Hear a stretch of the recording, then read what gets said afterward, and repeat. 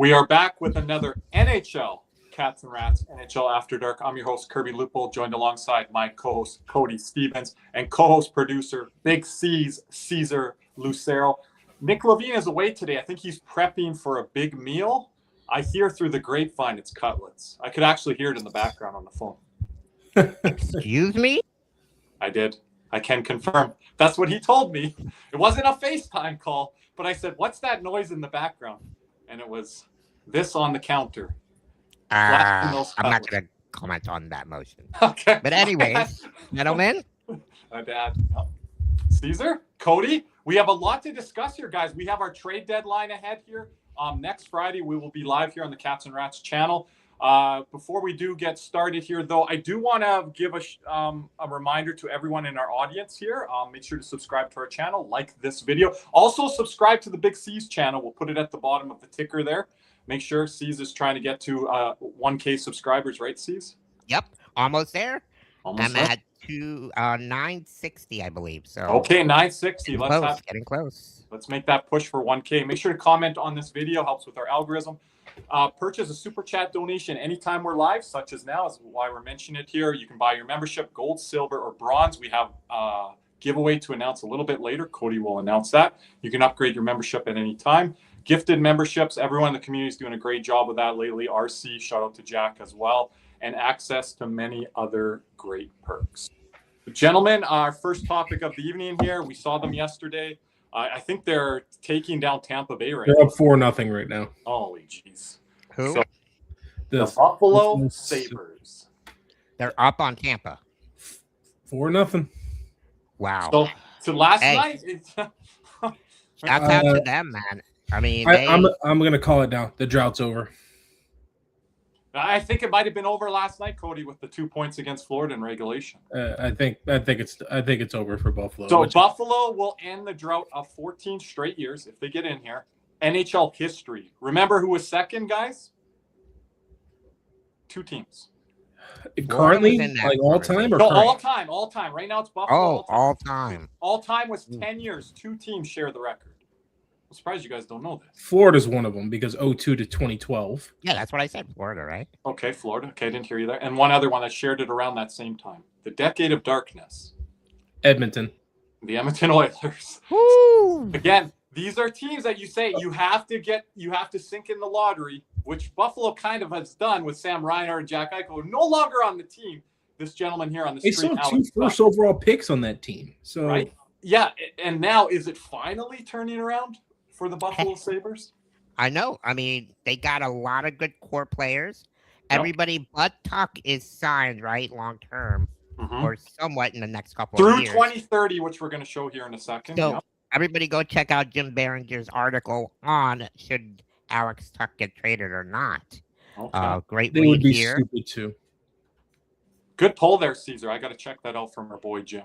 I think they would be stupid. Like, how is this guy not a leader? We cannot play this clip due to copyright issues, but I found a clip on Alex Tuch. This was before the Olympic break, and he's like, we're serious right now. We're here to win. We're here to get 2 points every night. We're tired of this. Like, just the way that he's talking, he's a leader. And Cody, Caesar, wasn't he the prime piece in the Jack Eichel trade? I know Peyton Krebs talked about the first-round pick that turned into Yuri Kulich, I believe. He was the main... No, Coolidge came from us. So he was the prime NHL ready piece. He was kind of the Huberdeau in that deal, if you may. Like, it's kind of like that. Like, he was in that deal, he was the Jonathan Huberdeau, which was the NHL ready piece. And he's been steadily underrated, I believe, as of late. And if you're looking, put some of his numbers here and then the Puckpedia as well. Yeah, just he's been a phenomenal player for Buffalo here as I pull up his page really quickly. Yeah. And I know there's talk about him being dealt 2 years ago, but who wasn't in Buffalo? Look, currently he has 50 points in 58 games, where he's almost about a point per game player in the NHL, like 432 points in 594 games. Like, and if you look at his true stat lines, I mean, look, he has had in Buffalo, he's had 79 points, then a down year in 59 with that 23-24 year. Last year, 67 points, and now this year at 50. And look, but this is a number that I love. The games played 82, 75, 74. So this is a guy that's readily available at all times. Yep. He's in the lineup. And look, back-to-back 30. He has 2 30-goal seasons. Probably could very well hit 30 goals. He'd probably be close to it around 28, 29, maybe 30. Now, is he the main, why we're bringing it up, especially today as well, not just because we saw him play against the Panthers, is he the main trade chip piece, the main free agent piece that is on the market of UFAs? Probably. It's him or I'm actually blanking on right now, but I'm trying to think who else is out there right now. Last year it was Ehlers, Brock Besser, Mitch Marner until he wasn't. The Panther guys were re-signed. Like, he is one of the main pieces here right now. And Buffalo, by all indications, want to get him locked up here probably in the next week as we look here at the Puckpedia and the different contracts here. And if they weren't in 6th place, then he's definitely getting moved. But I think he's part of but he is part of the big reason why Buffalo's in this playoff spot anyway. Like Tage Thompson playing a lot better this year, and then Josh Norris playing well as of late, and then Rasmus Dahlin, who I think should be a contender for the Norris this year. Uh-huh. No, Power's locked in as well there, right, Cody? Yep, Power is locked in. And UPL as goaltender. So, like, you go down to the goaltender, it's only Tuch that isn't locked in till, like, either 29, 30 or beyond 2030, And he has to be. Like, he is the guy. He's a definition piece for them. He is where, teams inside the division like Toronto are looking at him if he's available, or they can even sniff around that at all. They would love to put Alex Tuch with Austin Matthews. Would you guys consider, or should I say, not consider, the way that Alex Lyon is playing for them, do you guys trust him in the playoffs if they do make it? No. Why Cody first, and then I'll go. Track record. He has these good spurts towards the end of the year, and that postseason hits. Different ball game now. I don't think he can sustain it. I have a pause for concern, just the word that Cody used there. I've seen him in Detroit run out of gas at the end of March. Florida, he ran out of gas too in the round 1. And with us, we have some memories of that. But with goaltenders, when age starts or when they start like getting to a certain point in their careers, sometimes they start getting better. Do you guys see maybe this is the time where Alex Lyon, maybe figured some things out to sustain that stability? No, he's 33. He is what he is. I'm with Cody. He's been a career killer. I think he's been underrated because he's been a smaller goalie. But I don't think if Buffalo is going to make any noise, it's with UPL in it.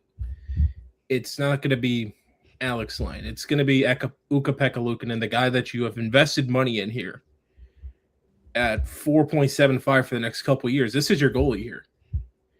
Yeah, and he's locked in, and he's the guy going into this year that's been their guy. Now, he's had some injuries, right, this year? Yeah. I think all their goalies have been hurt at some point. So, but the big thing for them was Matthias Samuelsson actually playing up to his contract for once. That's been the thing. And that's another guy that's locked in. But here's the thing about Tuch. They are in a pickle currently. Okay. They have $14 million in cap space to play around with right now. As you can see, cap projections, they're projected to have $14.1 million in cap space right here. They're going to have to sign 3 big guys here. 3. Well, they have more than the Panthers right now, so.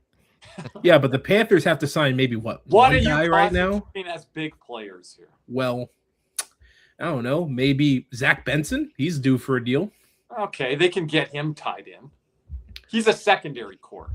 Michael Kesselring, one of the big guys in the JJ Peterka deal. Now, if you value a top 4 defenseman, where I put him around number 4 quality guy, then you want to lock him in. But they do have defense depth, Cody, like no other team out there. Yeah, they do. Okay. And they can afford to not resign. But he's one of the guys that's impressed me all year. Yeah. And he's probably the reason why Matthias Samuelsson's actually been good this year. This is true, but wouldn't you have Samuelsson if he plays like he is, Byram, Power, and Dahlin ahead? I like Kesselring. Because Kesselring is their Mikula type. He's their big guy who could defend, be physical, and get up in the rush. None of those guys have his size. We've talked about how we're going back to needing bigger defensemen. Yes. Kesselring is that build. I like him, but to say all those other guys that they have, he's going to be maybe it's low down as your number 5. You don't want to overpay for that. Yeah, but he's going to get, what, $5 million? I think that's fair for him. Could it all depend on what they do in the playoffs if they make the playoffs as well? No, not I necessarily. think they've kind of made their point here. Now, to the Alex Lyon point, Caesar, I think that could determine things. But if UPL's the goalie to start or becomes the goaltender in the playoffs, then that's kind of the writing on the wall, I feel, for Alex Lyon. But these other guys, they've proven it this year. The thing is just with Tuch, he's commanding $8 million minimum to me. Because of what tier are you putting him in with guys around the league that have signed? Bennett, Verhaeghe. 4 years. Yeah, I think he's better than Jarvis. Jarvis tier? Okay. That's fair. Jarvis. Not exactly Connor level. What about a Wyatt Johnson? Wyatt Johnston. Yeah, but he's right around there. But Johnson signed for $7. Okay. But that's all right if Tuch gets a little bit more than that if he's asking for $8. Yeah, I think he's a little bit more established. Mm-hmm. And he's like you said, the sample size, the games, the reliability. Now, he doesn't have playoff games on it, but that's not his fault. That's a team thing, right? I don't think that should determine age. Like, I think you're going to probably have to move off like a Ryan McLeod or something here. Yeah, you might have to make a tough decision on what some of those. If you guys want to go get Tuch or whatever, that's what they're going to have to do. Because Benson's a big part of your future, and he's a guy that the way you want to play, he's a guy that you want to keep. Maybe a guy like Peyton Krebs is on the outside looking, the guy they got in the Vegas deal. Yeah, but he's making 1.4, and he's already but RFA guys, those are the guys you have to look at after you get all these guys locked in, right? When, like what Caesar said, they have the money, but when you start to spend that money, half of that money available is probably going to Tuch, and then you have the others to kind of. Like Benson has 26 points in 42 games at age 20, and that's pretty good for his age. That's probably right around where Lundell was around that time. Because remember, this is the same Buffalo team that moved J.J. Peterka out for a defenseman. They moved him for Doan and Kesselring. Yeah. But you're going to have to lock in Kesselring because if you're going to give up a long-term piece in Peterka, you got to keep him. So he's going to be right around, what, $5 million? Benson? No, Kesselring. Oh, Kesselring. Yeah, I think that's fair. I think Benson's probably right around 4 or 5 too. Unless they bridge him, is the only way I see it. Yeah, you're looking at 5. He could get maybe north of that. And then that's 5, and that leaves $4 million for Tuch. $4 million. Well, we have $14 million. We just gave 5 and 5 to Kesselring and Benson. But I'm not paying Benson before Tuch, Cody. I know, but that's what I'm saying. This is the decision why. This is why Buffalo hasn't re-signed him yet, because they're gonna have to move off one UFA and most likely one RFA. They may have to move off McLeod for that extra $5 million right here. 2 forwards they got to move off of. And then they probably move off Krebs. Yeah, it's one of those guys around there. The RFA different. Yep, I agree. So that's tough because they do have that organizational depth at forward, which they've had for a while. But it's one of the reasons why you're like, why hasn't Buffalo figured this out? Because you can make a full line. Remember when we made a lineup and Greenway was on their 4th line, and we're like, this is a good lineup, Cody. This should be a playoff lineup, like all the way down to the 4th line. The thing is, like, then the other thing is, like, Norris has a no trade that kicks in next year. Thompson has a modified no trade. Zucker no trade. Tuch no trade. Greenway no trade. Like. So you can't just dump them anywhere. And they feel like in goal that we just talked about on defense, they've got what they kind of want there. You want organizational depth to grow internally with guys coming up. And I just looked down. This is why they have no cap space. This guy right here. Look at that number going up. Jeff Skinner going up from $4.4 to $6.4 million. It's what is his buyout? Who? Skinner. That is his buyout. It's at $4.4 million this year, and it's 6.4. It goes up to 6.4 next year. That hurts for next year's number, and then it goes back on, right? Like this is where you're missing that. Next year is the biggest issue. It's the Yandel conundrum for him. Yep, that Florida has. Like, except like maybe that Vancouver had with Roberto Luongo. Like, except like Tuch isn't like a higher level than this guy, but Tuch is our marksman. Like the guy we're losing because of that cap. Yep. No, I thought this was very interesting looking at Buffalo. I've wanted to talk about them for the last week or two, and even they deserve all the credit in the world. Yeah. We might have a Detroit Red Wing guest on here, our boy Captain Lou here coming in the next couple weeks because we need to break down Detroit. I mean, they're 6th in the league right now. Yeah, this was after last night. They're playing some of the best hockey in the league. They're beating Tampa right now 5, so they just scored another goal. 5-0. So, and I think that's with Vasi and net too. Oh. Yeah, who does Buffalo match up well against here? Who would they want to avoid? I know they just want to get in. It is Vasi. They chased him. Wow. Hey, I didn't think we played that bad yesterday. I don't think we did either. I just felt like it was a good game for both sides. I just don't know what Verhaeghe was doing passing up that chance. Yes. And there's several opportunities. I think I said it yesterday to Kirby. Sam Miskevich passed up another opportunity with Bennett going in the slot. Just a lot of misplays by us. Unfortunately, we'll get to it later, guys. I know you guys are all saying it in the chat, goaltender interference. We'll talk about it because there is some stuff that happened today as well. But yeah, I thought they played really well yesterday. I will say this though. Bennett did miss the net completely on a delayed offsides. Like when he thought he had a breakaway and he still completely missed. Yeah, but you heard the whistle and I think kind of, sometimes I don't know with him, But anyway, moving on here. Yep. Cody, I'm kind of throwing this to you guys. Who are the NHL sellers? Because I don't want to get into all the buyers and all the teams. Who are the sellers right now? We know Vancouver Canucks are out there. Like the bottom 7 teams in the West. Toronto Maple Leafs. Well, how far are you going down in the West? Let me look at the standings. Because I need to hear some teams here because I don't think San Jose right now. Vancouver, St. Louis, Chicago, Calgary, Winnipeg. And that's where my line stops. Is Winnipeg defining themselves as sellers internally right now? I think they should. They should, but are they? But that's where the line is, you're saying. Yeah. And then for the East, it's the Rangers, the Devils. Yeah. And I'm out. And I think I'm stopping right about there for right now. Maybe the Leafs throw in there too. The Leafs, people would have said Columbus before Rick Bowness came in, but they've been on a heater since then. But I've had another Freeman says, and I quote, I had a long conversation with one of the teams that is a buyer. He thinks that some of these teams are going to be stuck, unable to unload players. He thinks there are too many sellers and not enough buyers. This is such one of those weird years that I don't know what we're going to, a lot of teams are going to do. I could see Florida selling, but then at the same token, Zito could buy for next year. Yeah. I kept that in the back of my head.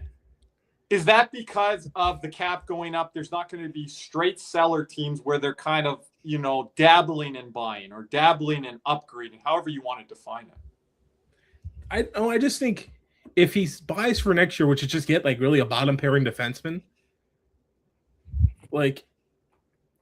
you kind of set yourself up for the offseason to focus on what you need to focus. And then maybe if the cap falls a certain way, the Panthers are in a position to go after a luxury, which in my opinion is another center.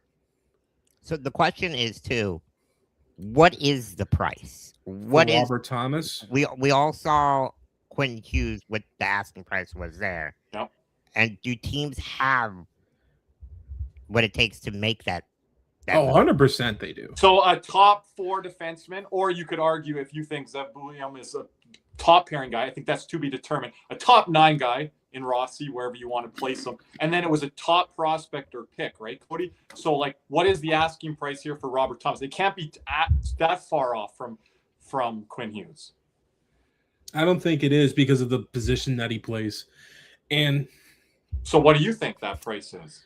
A first, whatever your top prospect is or close to it. Yes. It has to be a blue chipper. Has to be. And a roster piece that is somewhat substantial. The Eichel trade, that's where I'll put it. Okay, Tuch, Krebs, and then there was a conditional first, and I think it was there was a second rounder. Yeah, that realm. I think he's that realm. Wow, you put in there, and we're very high on Robert Thomas. But yeah, and again, that was Jack Eichel's price with neck issues and different things. Robert Thomas is a point per game guy. He's proven. I mean, Stanley Cup champion too. But I can't believe he's fallen out of favor that quickly in St. Louis. I just don't think St. Louis knows what they're trying to do. That is not supposed to be a cornerstone piece. That's supposed to be arguably the guy. But here's the thing. Don't forget this is a now. Matthew Tkachuk situation. St. Louis. But don't forget, Kirby. This is not going to be a Doug Armstrong decision. This is going to be an Alexander Steen decision. Remember, Alexander Steen's coming in here. Yeah. And this late in the year, he's got to have a lot of say. So you think what's this is going on. Steen and new management talk on Robert Thomas? I think it is. Okay. Interesting. Is this the playoff odds? Yes, this is a playoff odds updated as of a few minutes ago. I don't even want to look at this. No, but this helps with how many teams are. Which team do you think will be sellers? Oh, okay. You know, taking a look at the percentages here and what they have on their rosters. But even if some teams have low percentages, I still don't think some of those teams are sellers. I don't think the Sharks are sellers. I really don't. If I'm the Sharks, I don't think the Sharks are. No. And I don't think the Sharks are sellers. I don't think. What about Ottawa there that I'm looking at? They are so in between. I have no idea. They think if they get better goaltending, they're up right now on Toronto. If they can go on a run here, they're one of the teams that believes. I will say this about that game, Kirby. Toronto's currently getting outshot 20-4. Calgary. I said Calgary already. Okay. That's been known. Yeah. Is it I wonder if they're going to move Kadri or are they going to wait till the offseason? They might not be able to move all the pieces that they want to. Kadri, Coleman. Apparently, there's a rumor that Toronto has a first-round pick out there for OEL, and if that's the damn truth, the fact that he's still on the team is absolutely ludicrous. That is crazy. Like I said in our chat, you might not have seen it. I don't think OEL has been worth a first-round pick in about 5-6 plus seasons. No way. That's how far you're going back to Arizona. You're not Vancouver, not Florida, not the last couple years in Toronto. How is he worth a first-round pick? That's telling me he's a third-pairing defenseman going for a first-round pick. If you told me the Panthers have a first-round pick out there for Dmitry Kulikov, drive him to the airport. What are we doing? I was like, did the first round expand to 60 picks in the opening round? What happened here with conditional picks? I don't know. And Ottawa getting beat on one of the first 2-3 shots on net of the night. That's been their problem this year, goaltending. Yeah. And they have to be able to square that away. I was watching a bit of the game. They're yelling at Ullmark. This is off topic, but they're yelling at him not to play the puck. They're like, leave it. Every time he comes out of the net, and they actually scored on one of the goals that he left it for the defenseman, Thomas Chabot there, Cody. Yeah, and so they look good. They're a good team through all zones, but the problem is keeping the puck on that. So Ottawa is that really tricky one. Columbus is now as well, because I thought they would be definite sellers, but the coach changed. They got the bump there. Rick Bowness comes back. What does New Jersey do here? They don't even know. Because they started off the season pretty well, and then the wheels just fell off. They had injuries, key ones. Look, let's just call a spade, and let's keep it real. New Jersey is going to have a new GM and head coach by the start of next season. There's just no doubt on my mind at this point. I think both. Okay. They should start at the GM first. I think if you get rid of one, you get rid of both. Start fresh, start clean. Because is that it for Sheldon Keefe in the NHL as a head coach? No, I don't think so. He gets another crack. I wouldn't judge him for this New Jersey spot because I feel like his issues were more GM than they were players. That's why I don't know if you fire him. You bring in the new GM and then but here's the thing. I just have a belief if you bring in a new GM, the head coach just becomes lame duck. Yes, most likely yes, but not to fire him right away is not good for Sheldon Keefe and optically moving forward for him as a head coach in the NHL. It's not. That is too quick to get relieved of position. You're gonna 5, 6, 7, 8. But look at Everson. Everson got moved out for a year. Evans is an interesting one. I think that guy's an interesting character, similar to But Jordan. I think Fitzgerald's done. I think he's done in New Jersey. There's already a lot of bad optics, especially when you have Quinn Hughes delivered to you on your damn lap, and all you got to do is just push it over the finish line. And so to Caesar's point, just to jump in, Cody, if you're Sellers and you're getting rid of Fitzgerald, then I don't know if he should be the one making it. I know, that's what I'm saying. It's like Peter Chiarelli and Edmonton. Why was he making decisions on contracts? And I'm gonna ask you guys. Here's why New Jersey's in such a bad spot. Who are they gonna sell? They always bring up Mercer in trades. Can you bring up the contracts there, Cody? Like I'm looking right at him. Who are you trading here? Like, no one's taking Meyer for that deal. You're not trading Hughes. You're not trading Bratt. You're not trading Heischer. Mercer, Connor Brown, no. Nason, Cody Glass, Siplikov, you just got him. Bukestad, maybe, but you just got him too. It's fringe guys and like top. Dadonov, guys get moved all the time after being traded to them or after being signing. Yeah, but that's not even Meyer being moved with the. But that's not even real selling. That's just. No, I can see Timo Meyer with the new. Yeah, but on the back end, you're not moving any of these guys. Well, they've been trying to move Dougie Hamilton. Yeah. Like, are you moving Luke? No. Piss off Jack? Nope. Not at this point. You trade Pesci? Because Pesci has a no trade clause. Probably not him. All right. Brendan Dillon, guess what? No trade clause. I think you got moved the former first pairing of Hamilton and Siegenthaler. Kovacevic? You're not going to – I don't think Siegenthaler is going to get you the most because of the deal. Siegenthaler and Hamilton and Meyer. If you want my answer, those are going to get you something. Now, is their retention going to have to be there? The retained slots? Maybe. What's their retained slots there, Cody? What happened? What's their retention slots there? You only can have 2, right? Or is it? They have 0 retained slots. You can only have 3. Okay, they have them to fill them. So those it's are just Meyer and I just want to say this. If he doesn't get qualified, I want the Panthers to pick this guy up. I want Paul Cotter right here. Former Vegas Golden Knight during the year they won the Stanley Cup. He has such a lot of untapped potential, I feel. He has a tease. You'll see him in the and first. he can play center. Yeah, but he has so much damn skill. Like, can you play him on your? Is he a potential Rodriguez replacement? No. I think lower down the lineup. He's more. I think lower. Erod is. So if we trade AJ Greer, is he that? No, he's not even Greer either. Well, he's the guy you would put in there, Cody, for a cheaper replacement. Yeah, but he's probably close. Like, who would be? He's probably closer to a Tarasenko. That'd be too higher up. That'd be higher up. Oh, damn. I don't know. I think AJ Greer. I think that could be a good look. You're not going to have this quite as much size there because we all know AJ Greer is going to want more money. Yeah, I think Cotter's a guy that you could put next to Lundell. You're thinking that high up, okay? That's interesting. Well, top 9. I mean, yeah. Ottawa 3-1 now. Oh, who just scored now? Batherson. Oh. Now this is if Toronto wasn't done before tonight, well, they're done now. I think we saw the way. Honestly, the way they played. Yeah. They're getting outshot 26-4 right now, Caesar. They're almost getting outscored versus shots on net. They're having through the game. You can't have Joseph Wall. This is criminal what they're doing to Joseph Wall. Now, Austin Matthews has pizza there. Question: is Joseph Wall get moved? Not at the deadline all season. I would be calling them, Caesar, because that Anthony Stolar's contract hasn't even kicked in yet. And they're right.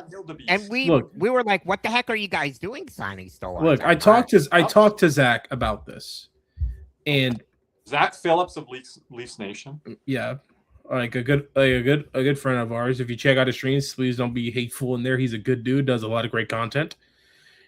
Here's like the reason you're gonna move Wall is because Solars has trade protection. It's a 16-team no trade. Yeah, that automatically kicks in next year. Yeah, and like you can't hold down Hildeby any longer here. No, he's proven it this year. He's one of the few Leafs that's shown up this year.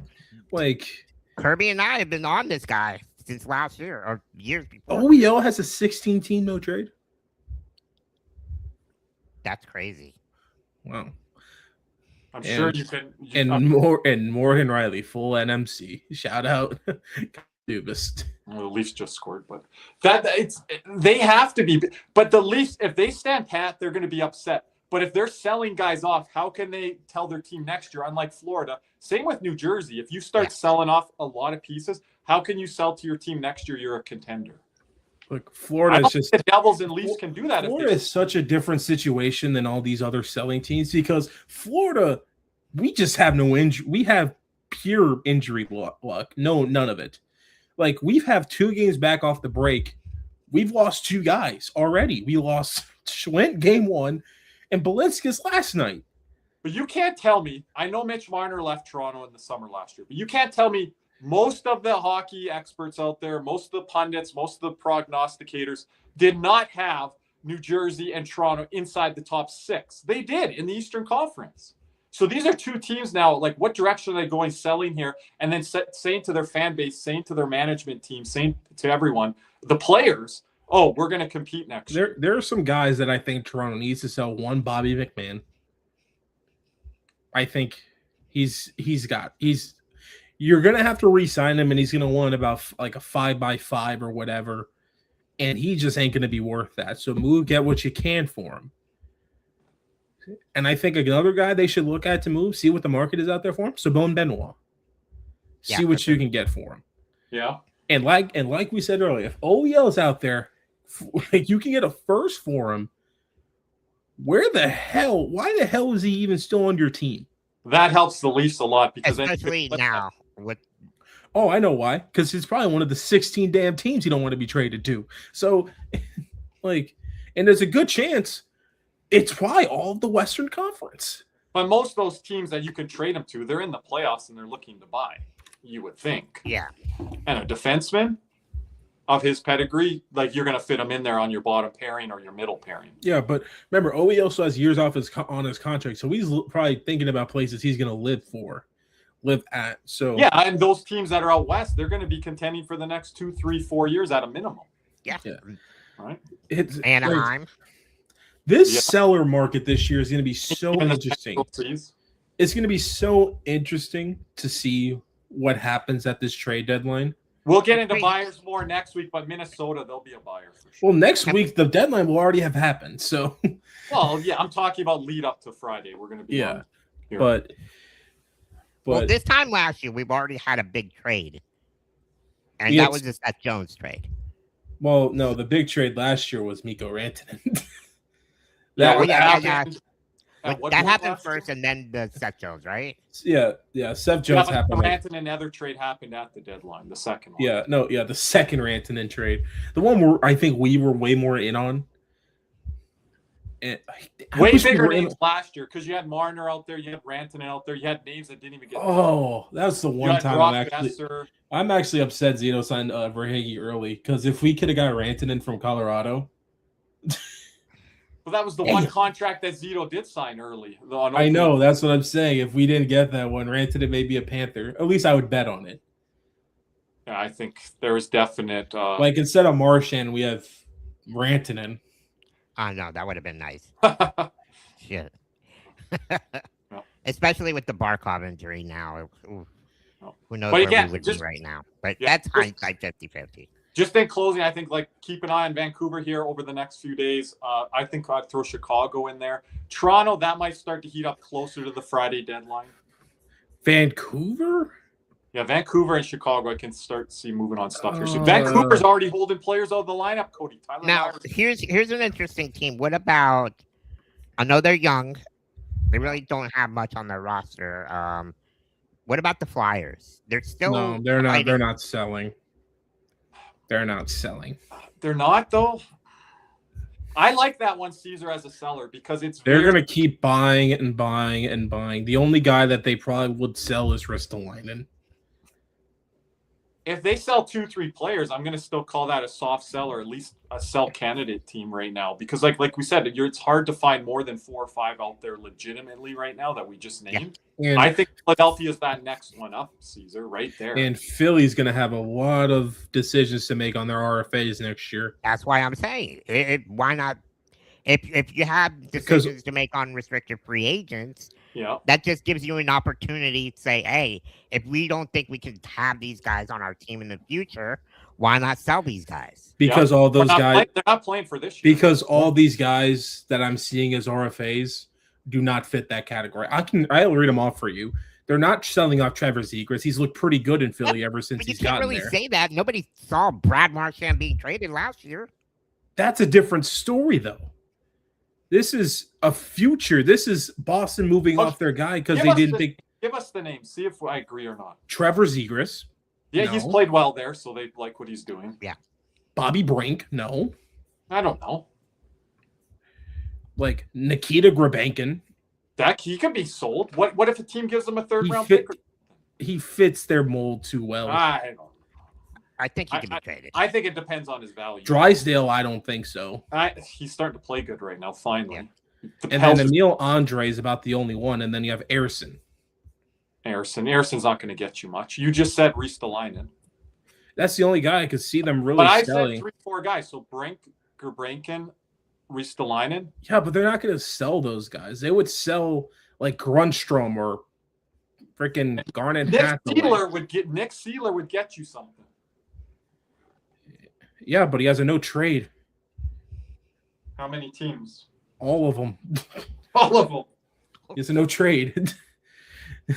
I'm a big Noah Cates guy, but is he hanging or what's his deal there? $4 million. $4 million for the next 3 years after this one. 3 years, so there's term left there. Okay. And then they're going to have to sign Michkov if they ever decide to keep him, wherever the hell they want to keep him. That's interesting. Christian Dvorak's locked in. Like Phillies, this is a Philly team that believes that they're going to believe in their young guys. Hathaway would probably be moved next year. He's got one more year. Yeah, and I think they want to keep him for next year. Early if they don't think that they're going to make it this year. Philly's a hard-headed organization. But Cody, you're saying like they're going to keep guys. If they're not in the playoffs this year, they are even say further out next year, not looking to make it. They're moving. I feel like there are more buyers this year than there are going to be sellers. Today, Sean Couturier scored a goal, his first goal in 32 games or 42. Yeah, but here's a big freaking issue with Sean Couturier. You want to know why? You know what he's got? The no movement. Full no move. Yep. No, that was handed out. I think was that handed out before Briere? Yes, it was handed out way before his injuries and all that. Yeah, I mean for the injuries and everything like that. And like their best player is Travis Konechny still underrated by the way. All right, gentlemen. Canada could have used them. But gentlemen, before we continue any further, let's hear a word from our sponsor, Caneswear. Panthers fever is here. Are you geared up? Caneswear in Davie is the place for all your Florida Panthers needs. They have the latest gear for our favorite NHL team. Jerseys, polos, t-shirts, hoodies, hats, and more. Caneswear has you covered. Stop by their store in Davie or at pantherswear.com. Again, that's pantherswear, WEAR.com for all your Panthers gear. Now let's hear a word from our other sponsor, Jeremy Beckham at Beck Sells FLA. Champions don't settle, and neither should you. Let me introduce Jeremy Beckham at Beck Sells FLA, bringing a competitive edge to South Florida luxury real estate. If you want a home that performs in all three zones, location, lifestyle, and long-term value, Jeremy is your power play. The clock is ticking. Let's go for the cup. Reach out now at BeckSellsFLA.com. And hey, everybody, listen up. We are giving away this Brad Marchand autograph photo courtesy of Andrew Hoffman in the Boca Card Show, which will take place once again this upcoming July. All active gold and silver members are automatically entered, and we will be announcing the winner in the next upcoming weeks. Good luck, and let's go, Cats. Just one little update on that there, gentlemen. I believe it's August. Nick told me off air, so he needs to do a write-up on that. Rewrite up.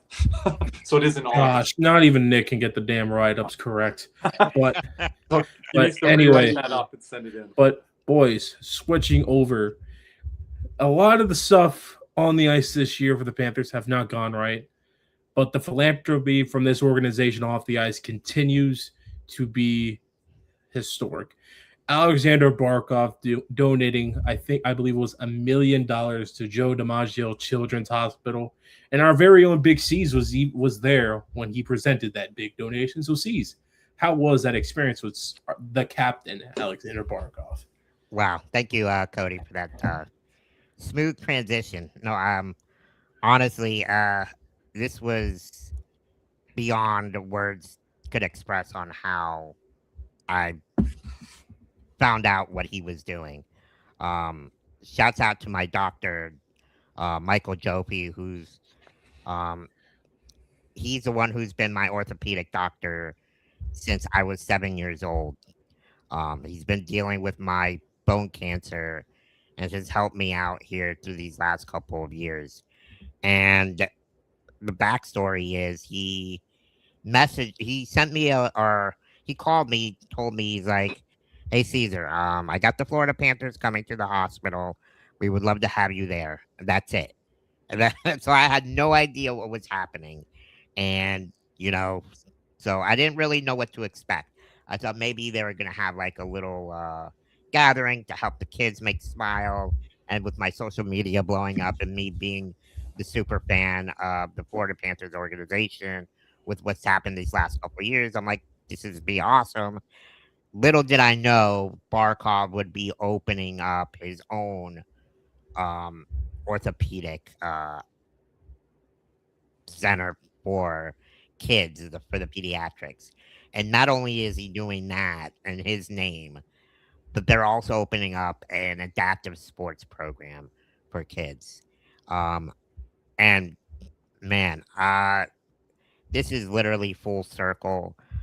Since a kid, I've always known to be passionate for sports. I've never had the ability to play in an organized sport in general, but it never stopped me from playing with my friends outside growing up. My parents never limited me to doing what I wanted to do. They said, you can do whatever you want, but just know the consequences. I've broken my arm playing hockey. I have a blind right eye playing hockey. So, it's never stopped me from doing what I want to do. And just as a kid, I've always dreamed of playing sports, but at that time, adaptive sports wasn't really a big thing. There wasn't social media like there is now. And shouts out to the Paralympics right now because they're happening. If you get a chance to watch the Paralympics are athletes that have a certain disability competing in the Olympics right now. Go watch them. A lot of these guys and women are competing for their countries, whether they've been to war, whether they were born with a disability, or whether they have some sort of disability that doesn't allow them to play in a professional sport. And for Barkov, when that moment that I found out that he was there, he was presenting this new program for the kids, it just, I'm not gonna lie, I teared up because it was full circle. He teared up. He said he teared up. That's the first time he's cried, I believe was the comment. And for me to witness that, it just shows you how much this means to him. And so many people throughout our last couple of years have come to throw shade at Barkov, what he is and what he should be doing for the team. I mean, this guy is genuinely, this is the reason why he's the captain of the Florida Panthers.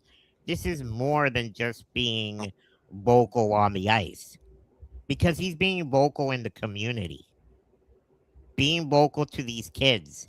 The message of the video, if you guys go on my Instagram or on my X and go look at the post and watch the video that these kids made for Barkov, and you can see why he teared up.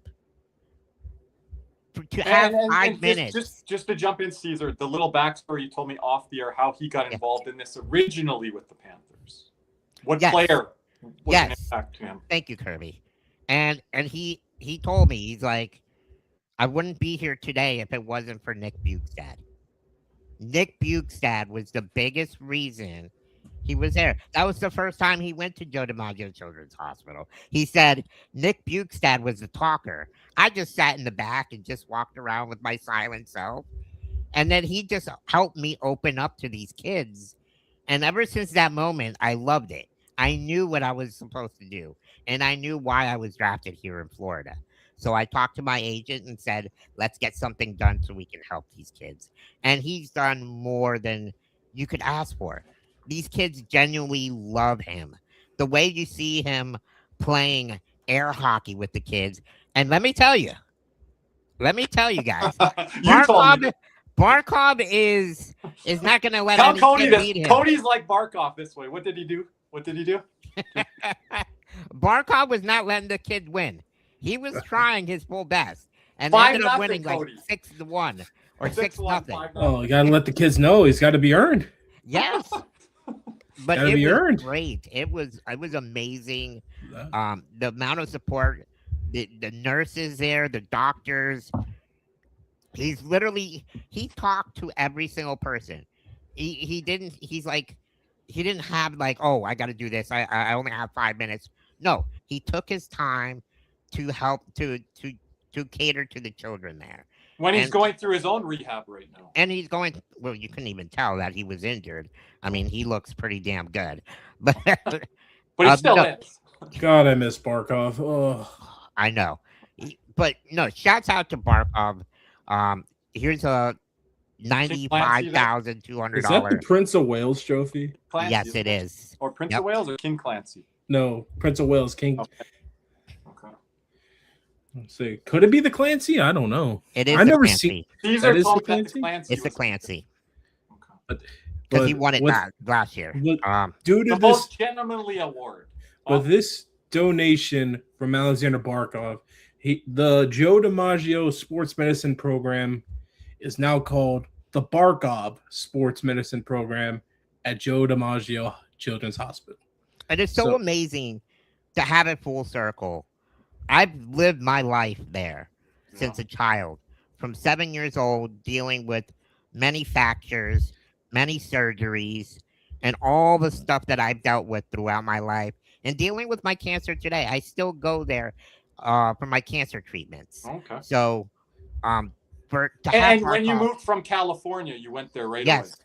yes, because my dad, we as a family, we were looking for the right hospital to take care of my genetic disease, and because my rare disease is, I think it's like 1 in every 100,000. So it's You said very rare. the doctors there, just to jump in, Caesar, you're one of one case for these doctors dealing with stuff. They have maybe a couple younger children, but the case that you have is like one of one. So probably maybe a total of 3, maybe if that. So that goes to tell you how rare this disease is. And shouts out to my doctor, Michael Joffe. He and Sasha Barkov have become really good friends. And, you know, it's amazing. And I'm just honored that I was able to share that moment with him, with my doctors, because I wouldn't be here if it wasn't for them. Like you all know, 3 years ago, I was on cardiac arrest for a minor procedure, and they saved my life. So, man, it was incredible, and I can't thank them enough. Yeah. This is the best segment right here, most impactful. Yeah. And it really connects with the team here, Cody, as well. Look, Barkov is on the Mount Rushmore of South Florida athletics at this point. To me, if you ask me, And what about the Mount Rushmore of the community outreach now? Yeah, but like if you ask me the Mount Rushmore of South Florida athletics, one, you got to throw Don Shula up there, greatest coach ever to be in South Florida. Dan Marino, Dwayne Wade, Aleksander Barkov. Those are my 4. Like, Pat Riley's got to be in that mix. if you want to throw him up there, I'm not putting him ahead of Don Shula. You can kiss my behind about that one. But That's where Cody's office goes. I'm not saying that. I'm just saying that's But now with the involvement, Caesar, of the community outreach, Barkov's got to be on that Mount Rushmore. shout out to Aleshka with the 5. Let's go, Cats. Appreciate it, Lex. But C's, you do have to go here in a Yes, I second. do. But any closing thoughts? No, gentlemen, it's going to be a fun week. I know a lot of Panther fans Sure are hope so. disappointed with the loss yesterday. I'm not giving up. All right. I know Nick might be on the other side of the fence, but Already. that's okay. That's okay. I still love him. But yeah, I can't wait. This week on Friday, I think we're going to be doing the trade deadline special, Kirby. Yeah, I'm trying to get the panel set up and everything like that, our schedules. We're going to do a little run through early on in the week to get set up. We did it last year. Great job. Great shout out to Banksy, our boy Nick Fairbanks. He will not be here Next year, I got to make sure to get off. Cody's away again. We thought we had Cody this year. But it's work. What you want me to do? I don't know. Tell him it's Hey, I have to work, but I wiggle my way around. But You work at night. I work during the day too. Cody's Cody's office man now. He's Like- putting these hours. You Right, get Bill Zito on the call, Cody, during break? Yeah, to let him know to get Zach freaking White Cloud. Ugh. Yeah, let me text him. Let me text him right now. I know C's has the gateway. Matthew Kachuk, Barkov. Yeah, talking to Zito. Hell, tell him to get McAvoy at this point. We're talking to Zito about the community outreach program. He's throwing some of our requests on defense. I Hell, know I had to do it last Hey, week. I wouldn't mind having McAvoy. I had a good conversation with him this past week. Yeah. That's But C's, appreciate you joining us here tonight. Gentlemen, Yes. it's always a pleasure. Thank you, Like Steve. I always say, one shift at a time, one period at a time, one game at a time. Even Bob said it. Let's go. Let's go. Thank All you. right, C's. But last topic of the night. It's been a controversial topic. We saw it earlier in the comments. The goaltender interference. We still don't know what the hell it is. You could throw Last- up all the tweets. We'll be here all night. But the Boston game today was affected by it here on Sunday. So was the Pittsburgh game. Two teams I know that Panther fans want to see lose, but affected by the goal decision interference calls. And then the Panther one last night, I'm still not over that. Like, so guys, I'm calling it the laser pointer move now. I think guys like Matthew Kachuk, net front guys, pick the guy on your team if you're not a Panther fan. They're going to come by the side of the net, and they're going to run that little interference with the goaltender's blocker, catcher, goaltending stick, Cody. All these different things are going to come into play now on this call from the officials. I said, did they do the makeup calls today? Is that what they did to say that they were wrong last night? I don't Because know. the calls today were goaltender interference on questionable goaltender interference compared to the one yesterday, if you ask me. Like, that was the one up thing about the Olympics. They were consistent in calling their goaltender affairs. They were consistent. When the goalie got hit, blew the damn whistle, unless they knew it was insinuated contact, like Marchand rolling over Saros that play. He was shoved in there. So they knew it, and they didn't call goaltender interference there. How about stay out of the crease? And then all the new fans nowadays will call us old hockey fans or longtime hockey fans. Oh, it's not 1999 anymore with Brett Hull in the crease. That's not what I'm saying. But if there's interference run or initiated with a player and he's in the crease, and we talk about this often, Cody, I know Rule 69 or whatever, but if he is not held into the crease and allowed to escape from the crease, can you show that clip that I shared with you off air? I put it in your DMs. That Evan Rodriguez goal against Seattle last year. Remember that one? And Panther fans got mad at me on that one. But I said he didn't make any attempt to leave the crease. He was interfering with the goaltender's stick, kind of playing Star Wars lightsaber there when Cody's able to throw it up. I said this is no goal, and it was called no goal, right? If I remember correctly. I believe so. Look at Erod here. Look how entrenched he is in the crease. I know there's a guy leaning on him, but he made no attempt. We can't show the video. No attempt to leave the crease in this situation with Joey Decord here, I believe. I believe it was originally called a goal, and then the goal came back. But you cannot tell me yesterday, without proof of seeing all the different angles, that Tarasov was not interfered with outside of the crease. Then the player ended up being inside of the crease. His skate was there. Tarasov's glove was the only thing outside the crease. Look at Joey Decord here. This is what Tarasov was, if not even more so. The only thing that was outside the crease with Tarasov was his glove. And they're calling that the goaltender now. Position movement is now out. That's not his net now, Cody.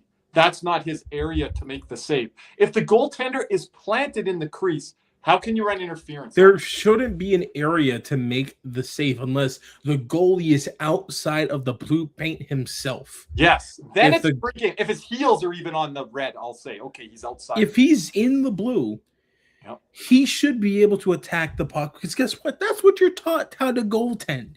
Like, it But- shouldn't. Yeah, go ahead. It should be based off of where the goaltender's positioning is. If he's in the blue, full body in the blue, like Decor right here, and like what Tarasov was, that should be goaltender interference.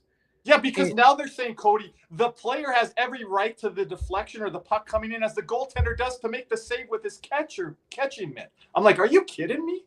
Like, that's how the letter of the law and the rule is?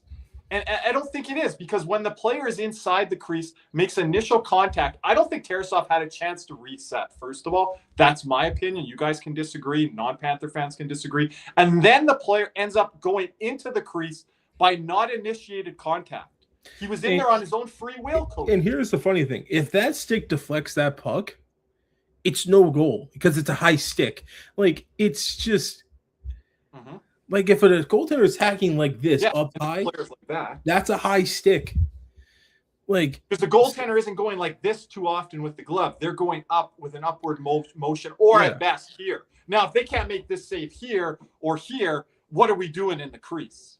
Is it just free game? And people get mad at Sam Bennett running a goalie. Give me a break. If you want to call him on a goaltender interference penalty, fine. But the whining and bitching and moaning about goalies going hard, players going hard to the crease, that has always happened in the game of hockey. If you start allowing players to interfere with the goalie to make the save with their hockey stick, for example, or they come by with their glove or something and go like this and then put their stick up to try to deflect the puck, oh, they made an action on the puck. Yeah, but the thing is, like, if that is called a good goal, that gives more fuel to the Bennett types, the Kachuk types, the Tom Wilson types, the let's see who Evander Kane types, Corey Perry types, like Uri Slavkovsky types, like Marchand types. That's telling them, oh, hey, if he's gloves reaching out, I can do whatever the hell I want with it. Yep. Because he's in my area and I have the right to the puck as much as he does. So it's going to open a whole new can of worms. And I've never heard the player has more right to the puck than the goalie that has to make the save on it. I've never heard that in my whole life of hockey.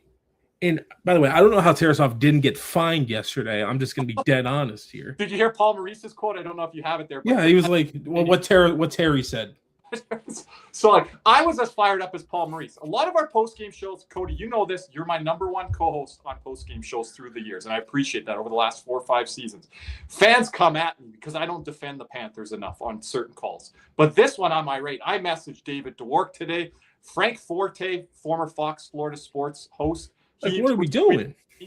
Right? Everyone was like, even people that hate the Panthers were like, yeah, they got job there. I'm like, they're like, now they know what it feels like because they don't normally get job. They got job. Okay, like, let me forget the first 15 years of my fandom. Of my existence. Hey, I put that comment out there today. Yeah, like, no one cared about the Panthers getting calls in the 2000s that we talked about off the top of the year when they missed the playoffs for 10 straight years. No one cares about losers. They care about winners, and that's when you start to become hated. In the middle of the C's monologue, I checked 5-2 Senators. The Leafs did get one to bring it back there, but now they're down 5-2. Okay. Yeah. But yeah, I'm fired up about this, and it happened today to Boston. It happened today to Pittsburgh, and I felt the officials, go watch those calls. We can't show it here. I felt like they made makeup calls for the night prior on the Florida decision on the Buffalo win. Yep. And these were goals to determine winning games today, Cody. These were 1-goal games that were taken off the board. Nope, that's goaltender interference. And it's like, what? What about what happened last night? That stood. Why didn't the one stand today? I don't know. Like, right? But I think anything in the crease, I'm always going to be on the goalie side. Call me biased. So I thought maybe the ones today, should be interference, and they were called that. But people are irate because how are those called back when the Florida one last night was like, nope, that's fine. No consistency. I don't know, but. So anything else here tonight? It's been a tidy hour here. Cody, we will be on Twitter X Spaces tomorrow with our community there. Please win. After the New York Islanders game. We will be back here next week for most of the post-game shows. And, of course, make sure to lock in with our trade deadline coverage shows starting on Friday around, don't quote me, but around 1 p.m. Eastern time. We might be a little earlier, but check that out. But anyway, we appreciate everyone here watching here tonight with us. Once again, leave a like, comment down below. What are your thoughts on the goaltender interference calls? Like I said, stay tuned. Follow us on Instagram and Curb and KJ_Loops on X. That's where you'll know to find us. Down there. But As we sign off here tonight, thank you for everyone for joining us. As we sign off here, we say thank you for Kirby, the absent Nick J. Levine, and the legend Big C's, and myself. We say thank you. And as always, let's go, Cats.